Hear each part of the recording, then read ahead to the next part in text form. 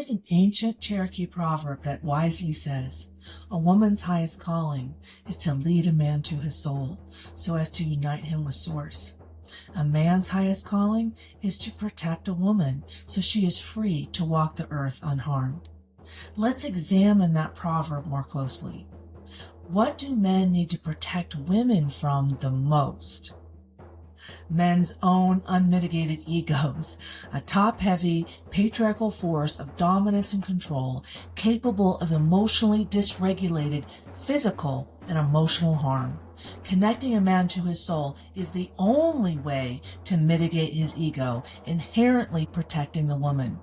It is said that compassion is spiritual protection. To understand the quantum mechanics of how to do this, let's look at 3 pillars of modern reality: Albert Einstein, Carl Jung, and Nikola Tesla. Tesla taught us the mechanism. If you want to find the secrets of the universe, think in terms of energy, frequency, and vibration. Shifting a relationship or a world isn't about changing external behaviors through an external locus of control. It is about changing the literal energetic frequency of the soul driving those behaviors. It is done by transforming emotional wounds into personal wisdom, which is soul-level feminine work. Einstein proved the physics. He backed this up mathematically through quantum physics, proving that matter is an illusion. He famously said, "The field is the sole governing agency of the particle." In my teachings, I translate this directly to the soul is the sole governing agency of the body. When you change the frequency of the soul, you change the behavior of the body. It's that simple. Jung mapped the psychology. Carl Jung gave us the key to changing that frequency inside the soul, famously teaching, one does not become enlightened by imagining beings of light, but by making their darkness conscious. When you merge Tesla's frequency, Einstein's energy, and Jung's shadow work, the laws of physics demand a total paradigm shift. Helping a man change the frequency of his soul is the only way for a woman to truly protect herself from harm. Women are the emotional center of a relationship, while men encircle them with protection and provisioning. If the center is out of alignment, how can we expect the orbiter to be in alignment? If you watched episode 6, you know that in January of 2026, my soul was called to align the central processing unit, the CPU, of our world, the Great Pyramid of Egypt, which sits exactly at the geographical heart of the earth. Activating divine feminine energy my soul had suppressed in the pyramids 3,000 years ago was a necessary precursor to closing the door on Christianity as part of the Shenandoah promise, where we agreed to heal our manifest destiny wounds. I couldn't rewrite the global matrix until I established a more aligned energetic bedrock. Reclaiming the heart of the earth in Egypt was the master key that gave me the stamina to reclaim the womb of the earth in Zion next. Welcome to episode 7.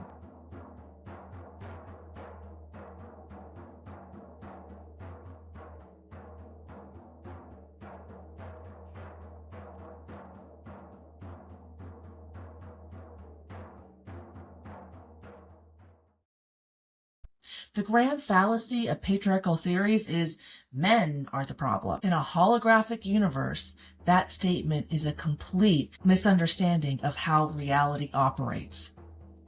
When women say men are the problem, they are actually admitting they are out of balance and have lost control of their own cosmic projector, their own soul.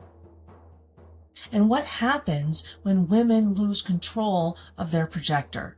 Like my soul did over 2,000 years ago. We manifest in institutionalized Christianity, a system where men took responsibility for soul-level work into their own patriarchal hands. Think about it. People go to church for forgiveness, compassion, communication, and nurture. All of those are feminine, right brain processes. Christianity is institutionalized femininity at its core. hijacked by a masculine ego seeking dominance and control. The ultimate trick of the ego is convincing you that it doesn't exist, hiding behind a facade of spiritual alignment while secretly seeking dominance and control over others. Christianity exemplifies this when it teaches that the cross is the only ladder to heaven. It enforces a strict, disempowering external locus of control, demanding that you look outside of yourself for rescue, giving you zero sovereignty over your own soul. But because the universe is a perfect, inescapable mirror, I recently received a shattering download that forced me to look at the ultimate origin of Christianity. I realized that the phrase, "the cross is the only ladder to heaven," is entirely about me. It is the physical manifestation of me projecting my own ancient emotional wounds onto our collective consciousness 2,000 years ago when Jesus was brutally crucified right in front of my face for being emotionally dysregulated in the temple. My field took on an immense, crushing weight of fear, guilt, and shame. I needed a wound that deep to expand my emotional range, my consciousness, my soul. I had to learn that if I want Mount Everest-sized wisdom, I had to take on Mount Everest-sized wounds. Well, I definitely did that 2,000 years ago. As Mary Magdalene, my subconscious created another lie due to Jesus' crucifixion that I also projected onto our collective consciousness. My subconscious created a lie, the foundational wound that Jesus died for my sins, tricking me into believing that I was personally responsible for his death. Yes, Mary Magdalene was Jesus' emotional center, as evidenced by the New Testament Apocrypha found in Egypt over the past 150 years. Since Mary Magdalene had wounds in her soul, evidenced by her overly anxious attachment style to Jesus, she was out of emotional balance. For example, she and other women funded Jesus' ministry. We know from modern Western society what happens when a woman in a relationship has more money than the man. She leans into her masculinity too much, pushing her and him out of emotional balance. The feminine is the emotional center of every relationship. So when the feminine is out of balance, her masculine counterpart, her orbiter of protection and provisioning, is also out of balance, all based on the laws of physics. How can an orbiter function properly when its energetic center is out of balance? It can't. For Jesus and Mary, their combined emotional imbalance culminated in his emotionally dysregulated behavior in the temple that led to his crucifixion, meaning Jesus died for my sins. Our souls plan everything. Our souls plan that exact historical trauma for my soul and for everyone else's soul on the planet, so we could eventually look into the mirror and truly see ourselves for self-improvement purposes. 2,000 years ago, as the feminine in Jesus and Mary's relationship, I was responsible for the inside soul-level work for us both. And in my trauma, I believed I failed. I projected my deep, unhealed belief that I failed and couldn't handle internal soul-level work for myself and others onto our collective consciousness. My lack of healthy boundaries led to the creation of institutionalized Christianity by men, which took over feminine soul-level work. I had rejected myself. I need to stand in my absolute sovereignty today, accept my role in this cosmic loop, and offer a deep, unmitigated apology to myself and to the collective for that projection.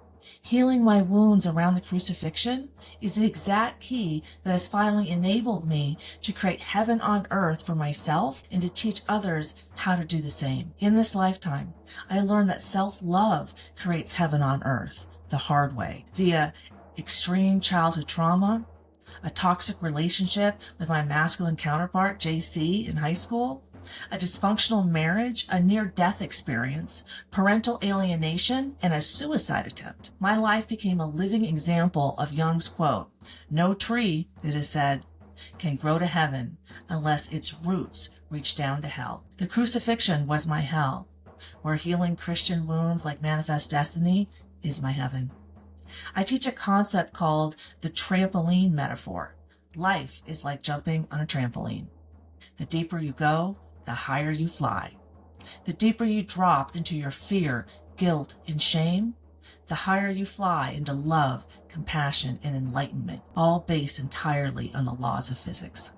Kinetic energy builds exponentially on the downhill to catapult us to our next mountaintop.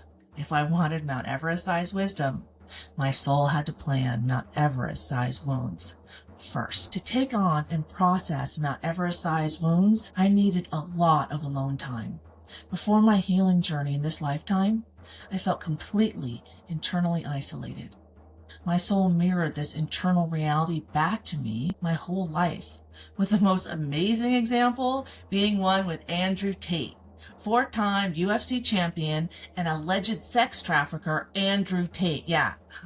Long story short, I helped him with my shamanic gifts via personal relationship with his best friend, Justin Waller, in August of 2022, right after he was canceled on social media. That left me well positioned to help him when he was subsequently placed in solitary confinement.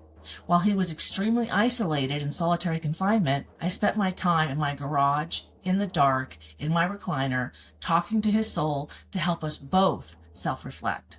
Carl Jung can help us understand how Andrew and I felt. Loneliness does not come from having no people about one, but from being unable to communicate the things that seem important to oneself, or from holding certain views which others find inadmissible. Andrew was silenced in August of 2022, where I was silenced by my childhood trauma. We were an energetic match to understand each other, listen to each other, and encourage self-growth. My entire life was a pressure cooker of emotional isolation and intense traumatic wounds, designed so I would find my spiritual purpose in the darkness, and then share that wisdom with humanity. My astrological chart shows how aligned I am for this type of shadow work. My birthday and time positioned my identity, life force, and warrior drive directly in the sign of the Divine Mother within the house of self-worth. This isn't casual astrology. It is soul-level, feminine mission territory. Even more profound, my career and public missions are aligned with Pisces that governs Christ consciousness, meaning my emotional nature and life purpose are configured to channel divine wisdom publicly. I am also largely missing the earth element in my chart. I am not engineered to be grounded in ordinary mundane reality.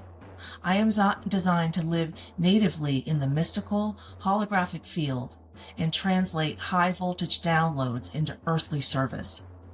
My extreme visual processing challenges are the direct neurological result of this chart. The universe turned down my external earthly eyes so my internal analytical and intuitive engine could see the field without any mundane distortions. My chart signifies and screams divine feminine teacher. I also carry the archetype of the wounded healer in the sign of new beginnings and the house of humanity's future, meaning I volunteer to hold the wound of the suppressed sacred feminine to initiate healing for the collective in order to give everyone an opportunity to expand their consciousness. Like Jung's quote, no tree, it is said, can grow to heaven unless its roots reach down to hell. My chart also shows why I have a fierce, roaring lioness heart to speak divine truths, while also having a daily devotional service involving the mysteries of death and rebirth, aligning perfectly with Mary Magdalene's historical role as the exclusive witness to the crucifixion and the resurrection. I am not imagining this. I am remembering who I am.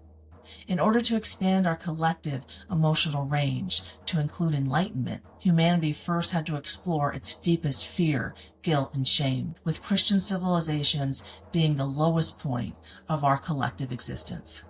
my soul's deepest wound. Christian societies have amassed the highest kill rate of any society in human history, with an estimated 170 million people slaughtered. They preach, love thy enemy on the surface, while in reality, they kill thy enemy en masse. That type of virtue signaling is indicative of a deep subconscious wound. As Sophia, the divine feminine, and the reincarnation of Mary Magdalene, I am the emotional and spiritual center of the collective. And in May of 2026, I went into the womb of the earth at Zion National Park to take the handles of my soul's projector back into my conscious sovereignty.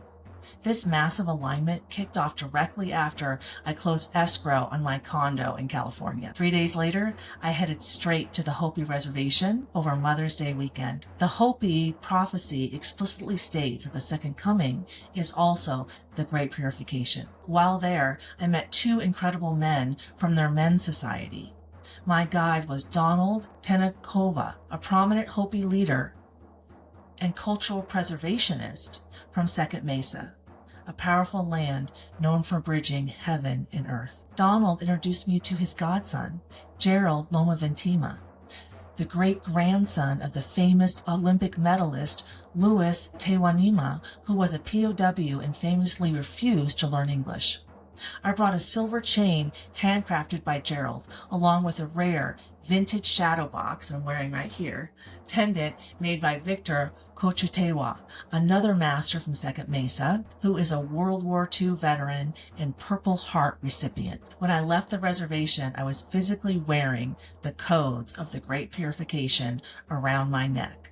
The silver chain handcrafted by Gerald, holding that museum-quality vintage shadow box pendant made by Victor. I began my drive towards Zion, and during that drive, I began receiving downloads directly into my mind. While talking to the soul of my masculine counterpart, JC, who was FBI and head of global security at GoDaddy, I yelled at his soul, "Jesus needs a come to Jesus moment." He is Mormon and believed in polygamy in high school, but I rejected him as I believe in monogamy. Right before the trip, I learned why Mormons believed in polygamy, which stemmed from a historical reading of the Bible that Jesus had multiple wives. As a religious studies scholar myself, I had already interpreted the events described in the Bible the same way. I definitely understood him at a deeper level 40 years after high school.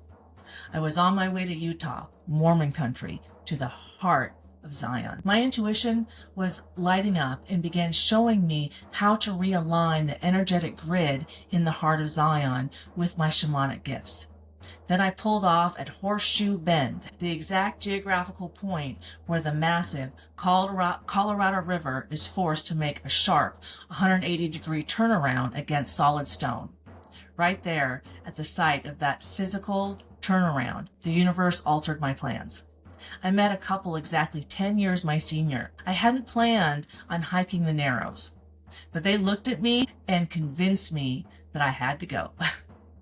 The moment I accepted that detour, my soul locked onto its target. My intuition laid out the exact message I would speak into the canyon walls, the difference between water carving land and land carving water. My soul never misses a beat. Between the moment I realigned the Earth's heart center in Egypt on January 5th and the moment I stepped into the womb of the Earth in Zion on May 12th, exactly 127 days had passed. In the Kabbalah, 127 is the cosmic frequency of the reclaimed matriarch, the exact lifespan of Sarah, the physical anchoring of the divine feminine presence on Earth. But it is also a law of biology. It roughly takes 120 days for the human body to completely replace its red blood cells. My soul planned a mandatory 127-day incubation cycle because changing the external world starts on the inside first. I needed every single one of those days to completely cycle the old matrix programming out of my blood, restructuring my cellular biology so I would have both the spiritual and physical stamina to stand in the Narrows and permanently close the door on Christianity. And the ultimate proof of this ancestral orchestration is written directly into my legal last name, a name I share with my 3 children, Buzoglu. My ex-husband, my children, and their relatives in Israel carry a lineage that traces directly back to the Sephardic Jewish communities of southern France, Spain, and Portugal. When the Second Temple fell in 70 AD, a massive wave of Jewish refugees fled the destruction of Judea. They did not run blindly. They traveled along the established Roman maritime trade routes that connected the eastern Mediterranean directly to coastal ports in Spain and southern France. According to ancient French tradition, this identical maritime highway is the exact route taken by Mary Magdalene when her boat washed ashore at Saints Maries de la Mer. Likely, they were following her trail. When the Christian monarchy later enforced the brutal 1492 exile of these Jewish communities, my children's ancestors fled across the sea into North Africa and Israel, taking on the name Buzoglu. For centuries, during the French and Spanish Inquisitions, families like theirs were systematically hunted, forced to convert, or slaughtered en masse by the machinery of institutionalized Christianity. But the thread loops even deeper into the soil of southern France, right where I lived as a child in Toulouse. My children's ancestral line is bound to the exact geographical region where the Cathars flourished, a Gnostic, early Christian, right-brain society that completely bypassed the Roman Church to walk in the way of love. A sovereign, heart-centered path, heavily inspired by the teachings of Mary Magdalene. Because they refused to submit to an external patriarchal locus of control, the Pope launched the brutal Albigensian Crusade, turning the fields of Toulouse into a mass slaughterhouse, with the bloodiest day being July 22nd, 1209, the feast of St. Mary Magdalene Day. My soul's history and my children's DNA all stem from the same root location. As a child, I was placed in Toulouse to connect to the environmental wounds of that land, preparing me to one day help transform those local wounds into global wisdom. By walking into the womb of the earth in Zion on May 12th, I was performing a deep, shamanic, energetic realignment for myself and my 3 children, first and foremost. I was using my soul's sovereign authority to close the door on Christianity permanently. This is how my soul planned for me to take responsibility for the wounds I projected 2,000 years ago onto our collective consciousness. When my soul opens an emotional space, I am responsible for closing it as well. On Tuesday, May 12, 2026, my soul was set on completion. The astrological alignment for that day set me up for success. The moon was a waning crescent in Pisces, which means closure, release, and deep internal self-reflection. It is the sign ruling the 2,000-year age of Pisces that directly birthed institutionalized Christianity. I stepped into the cold waters of the Virgin River and hiked 6 hours deep into the canyon section known as Wall Street, physically carrying the energy of the Great Purification inside my heart and soul, protected by my shadow box that carried the courage, bravery, and resilience of a World War II Purple Heart recipient. I had descended directly into what is recognized as the womb of the earth. Zion represents the womb because its unique slot canyon topography completely reverses the patriarchal trajectory of climbing upward to an external sky god. It directs consciousness deep into the receptive, protective chambers of Mother Earth. To the Southern Paiute tribe, these canyon walls held intense source energy, and the flowing waters of the Virgin River represented the living lifeblood of a female creation deity called Ocean Woman. By descending into the Narrows, I left behind the rigid, mind-based structures of the stone dogmas and entered a fluid, high-pressure, energetic incubator. This environment was the perfect mirror of my mission, aligning my healthy femininity into planetary structures for everyone's benefit. I shot 6 videos from inside the stone chamber to realign my soul and the planetary grid. I asked the field, what brings abundance, harmony, and joy? And what brings dominance and control? When land carves water, it represents the old patriarchal matrix, rigid, dogmatic, structured barriers trying to control and forcefully restrict the flow of divine feminine wisdom. But when water carves land, it is the divine feminine. It is a soft, fluid, continuous flow that effortlessly, over millennia, erodes the most rigid stone to build valleys of abundance and joy. By broadcasting my voice into the canyon, I was using bioacoustic, shamanic work to dissolve the stone dogmas of the past. Hi, it's Carrie. I'm in the Narrows. I just made it like maybe a half mile so far. It's so incredible and it feels so good to feel so capable after spending the last 2 years sitting in my recliner experiencing enlightenment all the time, which took all of my energy to be able to connect to Mother Nature. And I prescribe myself this nature therapy and I'm meeting so many amazing people, and it's so easy for me to connect to people and have beautiful, meaningful conversations, and everybody's generally smiling, and I'm just having the best time. So I'm going to do most of my video in the Narrows on the way back, but I just stopped for a water break. But I'm going to show you a little where I am right now. So here we are, and let me kind of go up.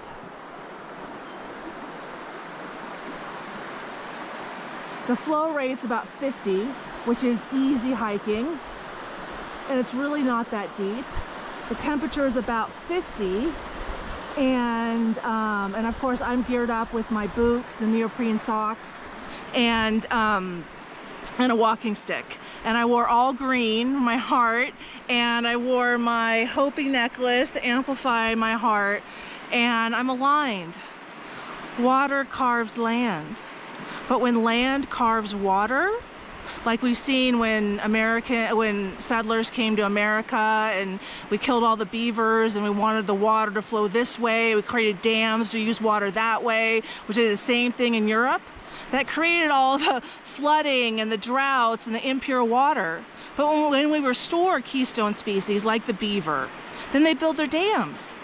And their dams create aquifers and wetlands. So when the flooding comes, the floods can go wide and not straight, leading to less destruction in cities, towns, and roads. Then it fills the aquifers, and so we have more groundwater. Additionally, it purifies the water. This is what happened in Yellowstone. They returned the wolves, and the wolves created a trophic cascade.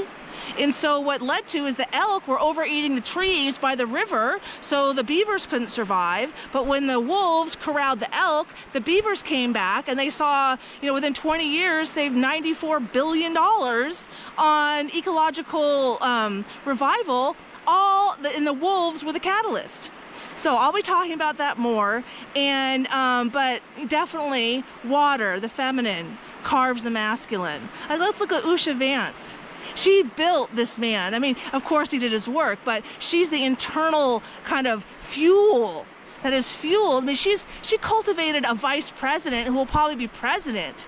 Like, she's incredible. If you want to know the character of a man, look at which women he hangs around. Does he have one woman? Is he devoted? Or if he has many? Is he the center of a lot of women needing lots of attention? Or is the wife the center? Like, look at Spencer Pratt in the Mother's Day video. Incredible how he put his wife at the center of everything and celebrated her. He barely even needed to talk on that video, just showing how important it is for men to be supportive emotionally of their wives, of the women that they have in their life. Let's all think about that. All right, I'm going to stop here and I'll make another video later. Bye. Hi, this is my second stop, and I just had some water. Let me show you where I'm at, and then we're going to continue our talk about water carving land or land carving water. Which way is healthy, which way is beneficial, what creates balance internally, externally, what creates balance in a relationship, what creates balance between humans and nature. We're gonna get into all that. But let me show you the gorgeous place that I'm in right now. I'm gonna turn the camera around.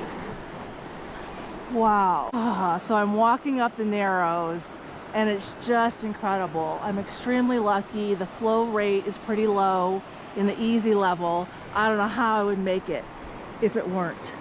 This is where I'm at right now, and I'm just so grateful that I followed my intuition and I came here after the Hopi Reservation. So let's get back to water carving land as opposed to land carving water. And I'm going to start with the second, land carving water. The masculine tells the feminine what to do, right?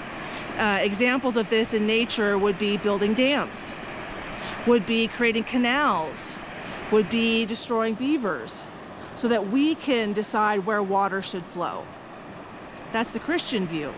God gave us dominion over the land and the animals, the feminine, Mother Nature, right? And I'm sitting here in, Mormon land. I was baptized Mormon. My mom's side of the family is all Mormon, and I'm staying in what I used to call Hurricane, but what is locally called Hurricane, where my mom's youngest sister and her family with 7 kids used to live. And my guy from my childhood, JC, he's Mormon. And the reason we weren't together is, one of the main reasons is he wanted to be able to be with as many women as he wanted, and I had to be monogamous. And I wanted monogamy, so I said no. He was ASB president, multiple sport varsity letterman, looked like Adonis, was a league champion wrestler, really smart, dad's a surgeon, really rich town, Westlake Village, California, backside of Malibu, like 15 minutes from the Bachelor Mansion. That kind of wealth. And I said no. And even though my life is really hard, I'm so glad I stood by my values and I continued to be true to myself. Now, we had a lot of challenges between us, but I won't get into that now. And let's get back to, I would say, I'm going to call it Christian way of the man corrals the water and controls the water. And how has that worked out for us? How's our environment? When man controls nature, we kill the buffalo and the beavers, and we build dams, and that kills the salmon, and we take all the animals for their fur because man's in charge of nature, in charge of creation. But what happens when creation precedes orchestration, which is the masculine? I mean, there's an old adage that a woman drops her handkerchief, right? Well, that's creation. That creates an opening for the masculine to decide what to do. Now, did the masculine tell her to drop the handkerchief? No. Her intuition, she felt the energy, she resonated, and she dropped her handkerchief, right? And that's creating an opening for a man. Like, think about it. If you're at a bar and you look at someone across the way as a woman and there's a man, right? When does he know he has an opening? When your eyes go down and you surrender your energy to him. People call it submit, I call it surrender. And learning to surf the waves of life, we have to surrender to our emotions on the downhill, which builds kinetic energy exponentially so that it can propel us uphill to our next climb, the masculine. So the feminine surrenders, and then the masculine acts. So it's my argument that water carves land, and that brings balance. Because when we let water flow naturally, and the beavers are there, they naturally create dams and floodplains and aquifers, and they support 80% of wildlife. Like, beavers support 80% of the wildlife. But when land, or masculine, dominates water, the feminine, look at Manifest Destiny. I don't think that was being in balance with ourselves or with nature. But I'll let you think about that. Really think about that. And look at, women that I are inspired by, like Usha Vance, Catherine, Princess of Wales. Those women inspire me for how they hold their integrity, their femininity, their family. It's like, you want to know the character of a man, the capacity of a man? Look at his wife. Look at Catherine. Look at Usha. Those are highly capable, feminine, extremely strong women. And they inspire me every day. Okay, I'm going to keep going, and we'll talk about this a little bit more, but just think about Christianity and land carving water. And is that healthy? Does it produce damage? Like, really, what do you think? Like, really ask yourself those questions and ponder it, because it completely determines your relationship with nature. And I'm going to several Native American reservations, and I would say that they align with the water carves the land in general. I don't speak for them, I'm summarizing. And their relationship with nature. They understand that we are in relationship with nature, that the animals are our brothers and sisters, not something to be dominated and killed. And as a reincarnation of Mary Magdalene, and I'm talking to Christ's soul every day, I had to accept that Christ's shadow is the demiurge. The demiurge is dominance and control. My soul's name is Sophia, and I had a shadow. And in my shadow, I felt trapped. Why did I feel trapped? I was in Stockholm syndrome because I was raped. JC raped me and forced abortions. His dad was a surgeon. My dad never slept at home at night, and when I was there, and I lived a quarter mile from his house in Westlake Village, California. So men made decisions for me. Land carves water. And look what happened. I had 35 years of debilitating lower back pain, and I still haven't talked to him yet.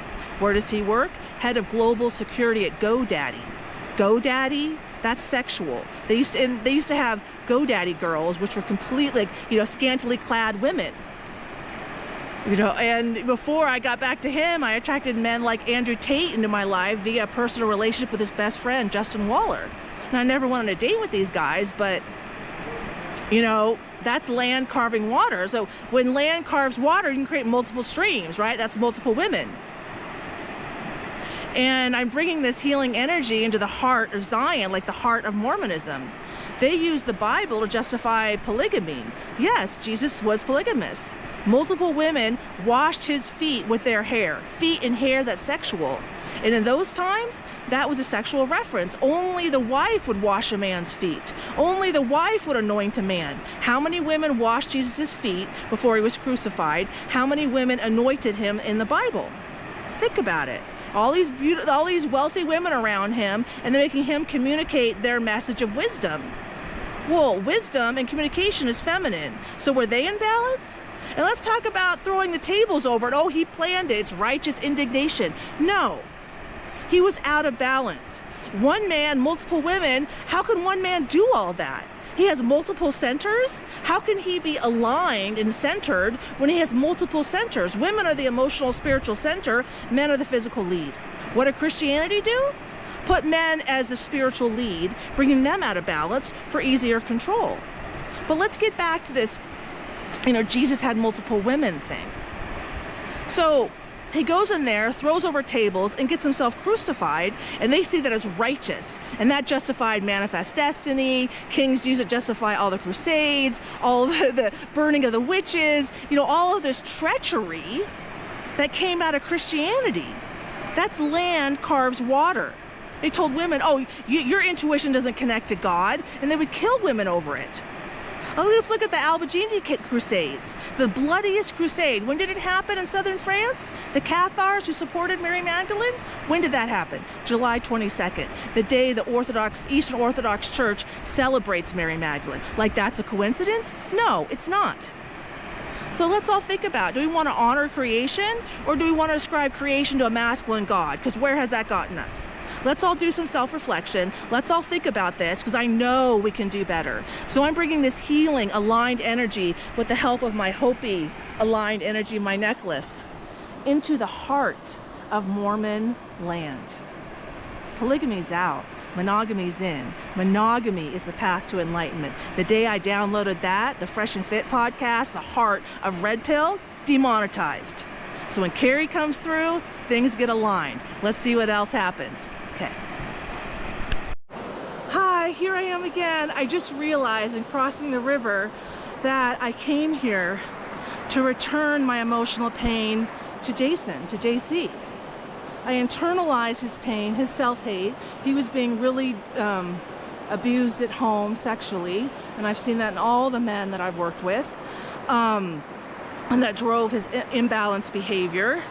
And I came back here to the heart of Mormon country because he's Mormon, and he learned those ways from his father, and it brought him really out of balance. But because he was out of balance, he was able to get into the FBI and see a lot of darkness.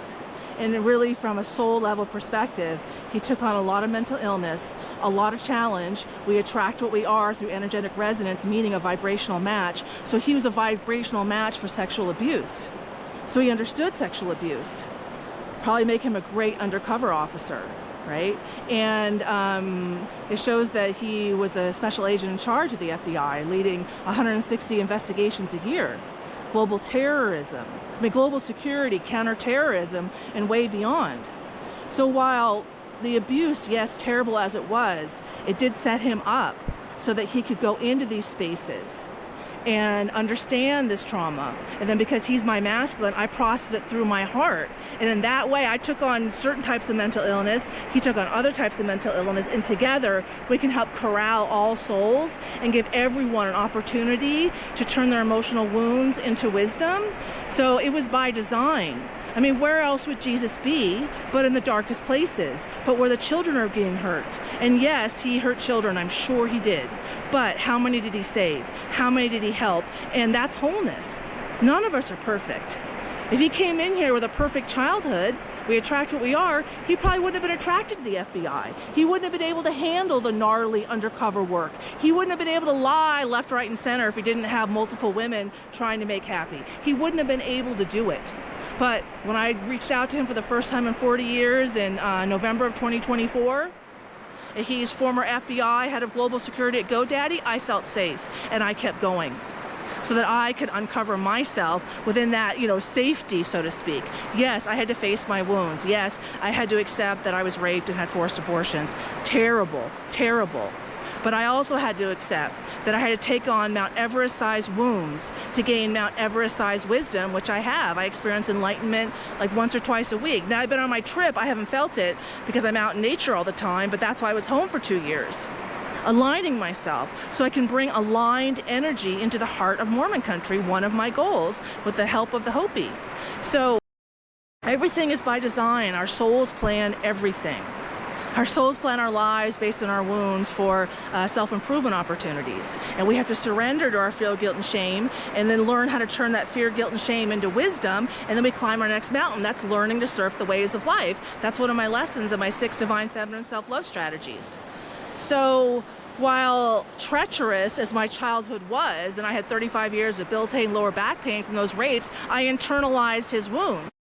But that kept us connected on a soul level because we're in it together. And who could hurt me that deeply? Only him. And who could hurt him as deeply as I have? Only me. So as difficult as it is for me to accept, the wounds are necessary because the wounds take us into our shadow, into our depths. And we have to explore our depths in order to catapult us to our heights. Life is like jumping on a trampoline.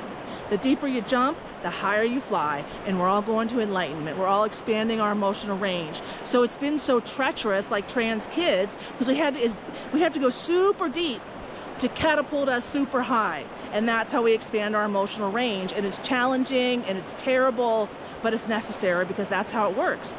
It's all based on the laws of physics. This is how the universe works. And no one exists or operates outside of how reality functions.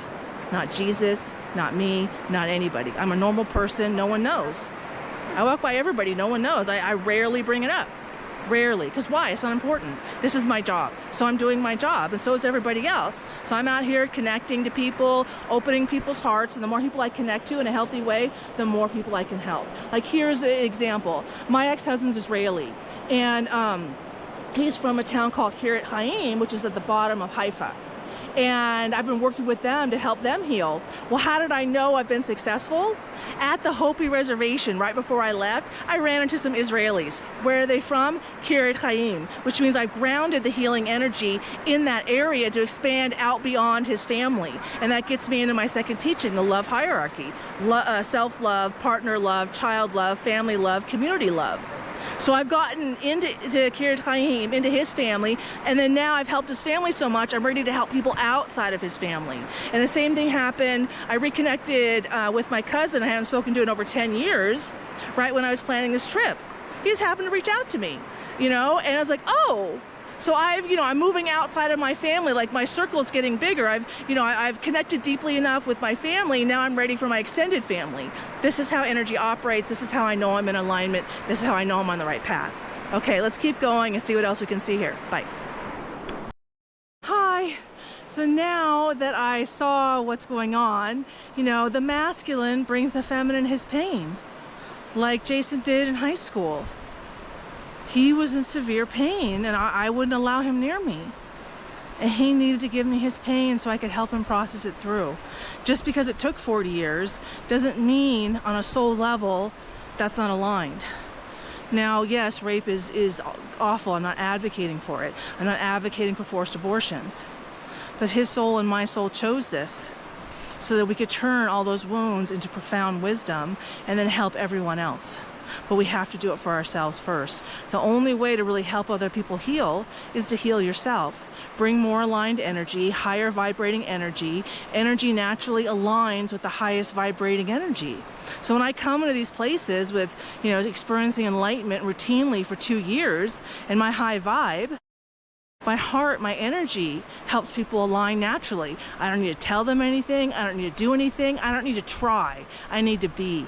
So right now I'm going to be, and I want to bring you with me as I go dunk myself in the water and further purify myself and let go of these wounds. And when I let go of these wounds, then that will allow Jason to process his wounds. This is why he's not fully healed yet, because I haven't fully let go of it yet. I had to go through this process to cleanse myself, purify myself, starting in Hopi, then to Zion, tomorrow to the hot springs, so that I could fully let this go, giving him an opportunity, my masculine, after I let it go, that he can fully let it go. So he's not late, it's just hard. So let me show you where we're at. I'm going to turn me around, okay? And this is where we're at. But let's go into the water. Okay, let's go into the water together.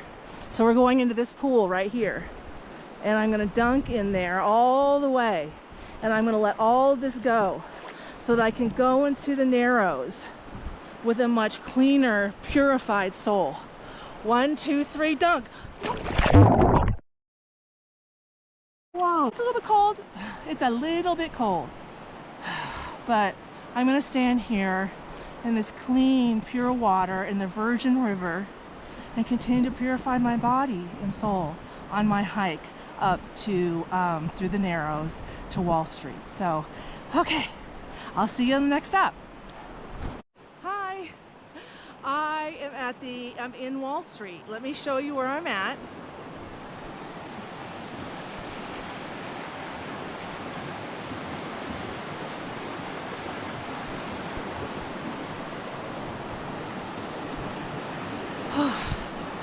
I did it.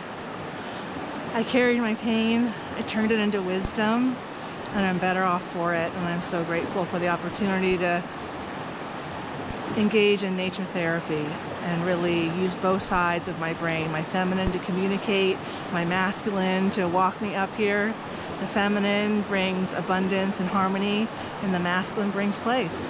So I put them both together, created coherence inside my soul, and then my soul communicated that to my heart, bringing further coherence to my nervous system, because our hearts have a much more complex nervous system than the brain, and the heart sends far more signals to the brain than the other way around. So soul, heart, brain, and then the brain acts. So when I'm grounded and healthy, then my nervous system is also regulated. But when I sit in my fear, guilt, and shame, then my brain overproduces cortisol.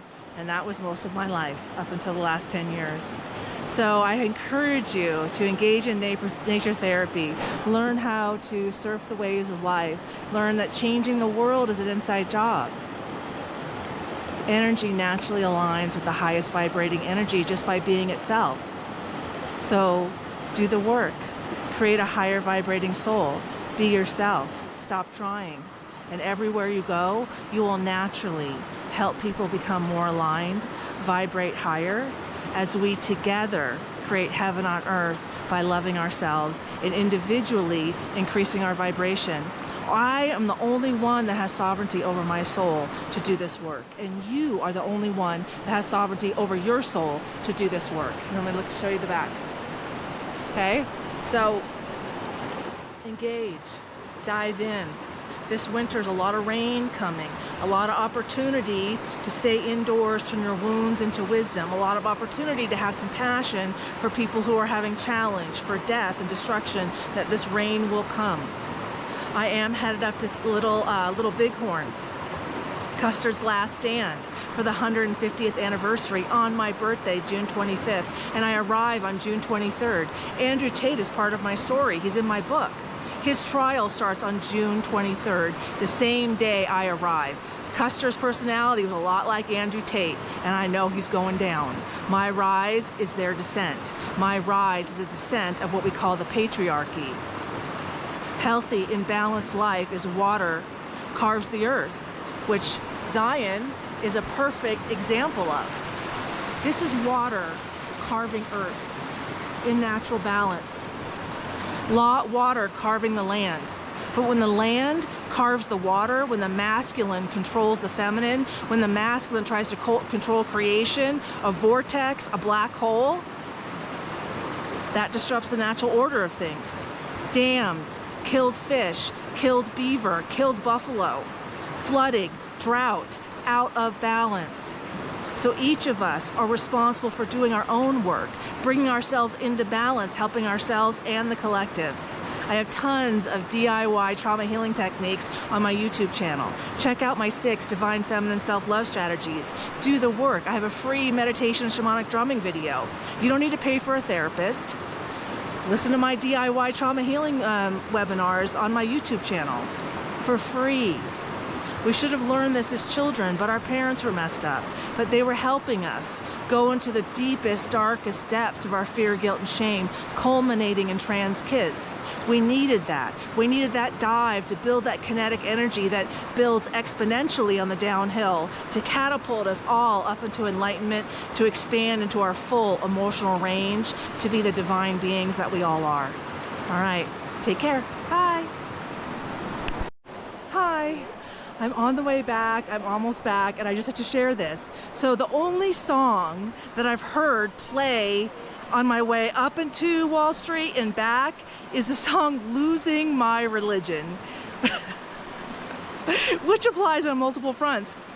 I met my ex-husband in Tibet, he's Israeli, and we rented a Land Cruiser together, and the main song we would play is Losing My Religion, and that was kind of my last kind of sacred trip like that when I was single before I got married. And I'm up here, you know, addressing Mormonism and Christianity and showing that water carves land for balance and harmony. When land carves water, then there's no harmony, and that's religion. Religion is institutionalized, like Christianity is institutionalized femininity. Femininity is the water. So you go to a priest for anointing when 2,000 years ago, a woman, a wife anointed her husband. So they took away the femininity, put an institution, repressed the women to control creation. So that's why we lost the beavers and the buffalo and, you know, all the other ways we've mistreated Mother Earth. But now it's a time for balance, harmony, and abundance. And but I just thought, you know, synchronicities are synchronicities. So I just had to share that. Like, that was just next level incredible. All right, take care.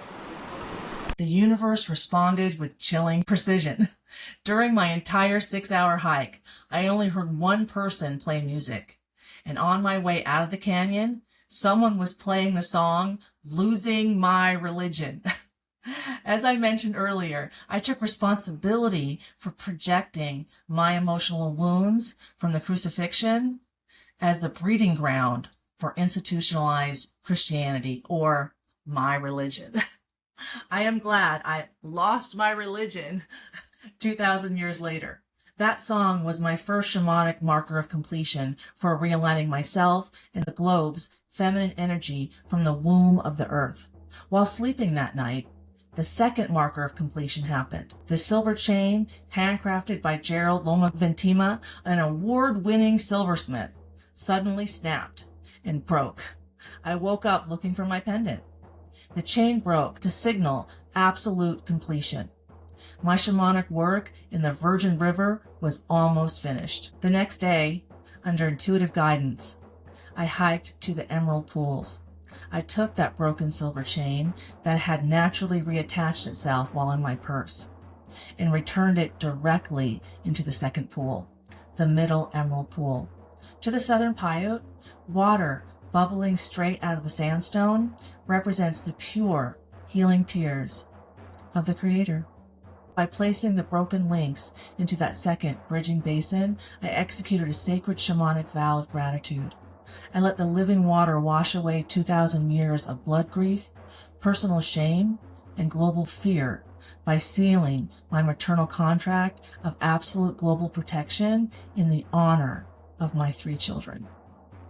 Because the universe is a flawless holographic mirror, I ultimately realized a reality that shattered me open to a new truth inside of my soul. I wasn't just ascending into a canyon to honor an ancient indigenous creator deity called Ocean Woman. When you strip away the regional vocabulary, the Gnostic Sophia and the Paiute Ocean Woman are the exact same cosmic frequency, the sovereign feminine creator consciousness, who uses primordial water to manifest reality. By walking into the womb of the earth in Zion, I wasn't seeking something outside of myself. I was aligning with myself. I was standing in the living veins of my own soul's projection, reclaiming my own name and anchoring my own maternal shield directly into the stone walls of the planet for everyone's benefit. 3 days later, on Friday, May 15th, 2026, my reality shifted from emotional dissolution to direct confrontational communication. From my room in Pocatello, Idaho, I hit send on an explicit, fiery warning email with the subject line, "Jesus needs a come to Jesus moment." It was sent directly to GoDaddy Global Security and carbon copied to the Vice President of the United States, alternative media networks, and prominent political commentators, including Ben Shapiro. In that communication, I called out my masculine counterpart, Jason Colvin, the head of global security at GoDaddy. We met when I was 5 and he was 7. He was Mormon and I wasn't religious.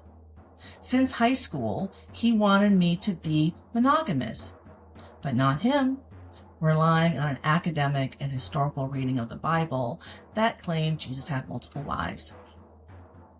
We have been arguing about that loop our entire lives. My soul's name is Sophia, and his soul's name is Christ. Christ's unhealed shadow is called the demiurge in early Christianity, which symbolizes pure dominance and control. Following Jung's techniques, a soul must first project its shadow to see itself before it can transform darkness into light. By hitting send, I forced Jason to look directly into his shadow of dominance and control. I laid the spiritual boundaries down with absolute precision, formally declaring that Sophia's rise is the demiurge's fall. The second that email left my outbox, the planetary energy realigned. I had explicitly copied Ben Shapiro to challenge a representative of the ultimate intellectual gatekeeper of the rigid, patriarchal, rabbinic Jewish mind. Right after hitting send, I audibly heard his soul in my intuition, congratulating me with absolute awe that my legal last name was Sephardic, Kabbalistic, Jewish name that has such a long history of being marginalized and attacked. The left brain structure of the rabbinic Jewish matrix admitted defeat. His soul recognized that the Kabbalistic Jewish frequency of the Bezalel line had officially broken through their analytical legalism to reclaim the field with superior global alignment for the benefit of all beings on Earth. Exactly 2 hours later, my body became the literal lightning rod for that energetic transition.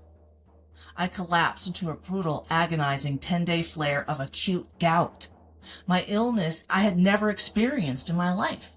Gout is caused by an excess of uric acid crystallizing into sharp, needle-like structures in the joints. Metaphysically, gout is the disease of kings, the biological containment of top-heavy, entitled, masculine authority in deep-seated generational fury. But the universe left a flawless somatic signature. The gout manifested exclusively in my left ankle. The left side represents the divine feminine, intuition, creation, and the matriarchal line. The ankle is the pivot joint of direction and forward movement. The matrix was trying to freeze my forward march as Sophia, the divine feminine. Due to my weekly enlightenment experiences for 2 years, my soul was operating as the fastest moving energy on the planet. My body volunteered to absorb and ground that newly aligned energy grid directly into the earth. And look where the universe chose to anchor that download: Pocatello, Idaho. Pocatello is ground zero for the unhealed wounds of manifest destiny, the religious doctrine used to conquer indigenous souls and soil, using phrases like God gave us dominion over the land and animals. Native Americans have typically focused on being in the right relationship with Mother Earth, where Christianity focused on how to dominate and control Mother Earth. Pocatello is named after the Shoshone-Bannock chief Pocatello. Under the Fort Bridger Treaty of 1868, the tribes were promised a 1.8 million acre reservation, but through systemic government legalism, railroad expansions, and the deliberate federal survey error, the tribe was stripped of half their land, explicitly losing the sacred waters of lava hot springs and the very ground Pocatello sits on. When Chief Pocatello led his people to the reservation, the U.S. government intentionally withheld and delayed food and supplies, subjecting the tribe to brutal starvation while stealing their sovereignty. By lying immobilized in Pocatello with my left ankle on fire, allowing the buffalo to stampede through my chest, I was acting as a human grounding wire. My pain was a shamanic stake in the ground, paying the ancestral debt and anchoring the bedrock of the Shenandoah promise on the very soul where masculine energy had violently failed to protect the caretakers of the earth. By Sunday, May 17th, 2026, my soul's pressure cooker hit its final threshold. That day, astrologically, is the single most explosive day of the year for destroying old structures and anchoring unbreakable, new financial and spiritual foundations. For 4 hours, I engaged in a fierce, lucid dream battle in real-world soul argument with Jason. I refused to compromise my internal authority. I stood immovably in my sovereignty as Sophia. In my lucid dream, Jason told me he was coming with the FBI to interrogate and arrest me. Then, in the dream, I showed him I would destroy anyone who came into my house with my oldest daughter by my side. At 10:30 a.m., a powerful enlightenment experience woke me up, where I proceeded with the fierce argument with his soul. At exactly 12:10 p.m., right as I hit peak internal alignment, the physical matrix suffered a spectacular, catastrophic short circuit in the skies right above us, just 2 hours away from Pocatello. During the Gunfighter Skies air show at the Mountain Home Air Force Base in western Idaho, 2 U.S. Navy EA-18G Growler fighter jets collided midair and crashed. Look at the quantum physics of this event. EA-18G Growlers are specialized electronic warfare aircraft designed explicitly to jam energy radar and suppress communications. In the quantum field, those jets were the physical, military, industrial manifestation of the frequency jammers the Matrix uses to keep human hearts suppressed, disconnected, dominated, and controlled. Right as I won the battle for my internal authority, the electronic jammers of the Matrix literally jammed themselves, colliding midair and plunging into the Idaho ground in a massive fireball. Yet, the ultimate signature of divine protection was flawless. Despite a high-impact mid-air collision, all 4 crew members successfully ejected and survived. The universe didn't want loss of life. It wanted a complete, undeniable disruption of the Matrix's electrical control grid to prove that the old military-industrial patriarchy can no longer survive the raw, unshakable frequency of a woman standing in her truth. The 2,000-year-old distortion of institutionalized Christianity is officially over on the energetic grid. The doors have been slammed shut. The silver chains have been returned to the wild river, and the electronic jammers have fallen from the sky. Now that I have solved this problem for myself, I officially challenge all women to face their fears of being the source of the world's challenges. Stop looking outside of yourself for rescue. Stop letting your mind dominate your heart. Women are the only ones who can solve it for themselves and for everyone across the globe. Regain sovereignty over your own soul. Heal the generational trauma loops in your DNA and realize that changing the world is an inside job, and it begins with women. Let's remember the Cherokee proverb. A woman's highest calling is to lead a man to his soul so as to unite him with Source. A man's highest calling is to protect a woman so she is free to walk the earth unharmed. When women are not in alignment with their highest self, men are allowed to dominate and control us. We are better than that. Thank you so much for opening your heart to this soul-to-soul transmission. If you are ready to claim your own absolute energetic sovereignty, hit that subscribe button, drop a 5-star review, and share this transmission with another sovereign soul. Tune in next week for episode 8, The Shenandoah Promise, Part 3, Shamanic Ecotherapy at Island Park in Yellowstone. In this upcoming transmission, we are moving from the womb of the earth straight into the raw volcanic power of the wilderness to physically ground the Shenandoah Promise into the earth. I'll be utilizing my real-world travel video assets from Max Inn at Island Park and the pristine waters of Yellowstone Lake to break down the hard science of ecotherapy.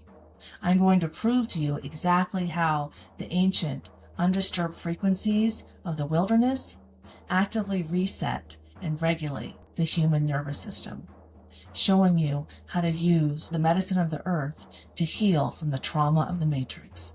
Until next time, keep trusting your internal authority, keep surfing the waves of life, and remember, your boundaries are sacred, and heaven is an inside job. I'm Carrie Mae Blazer, the Red Pill Shaman, and I will see you in episode 8.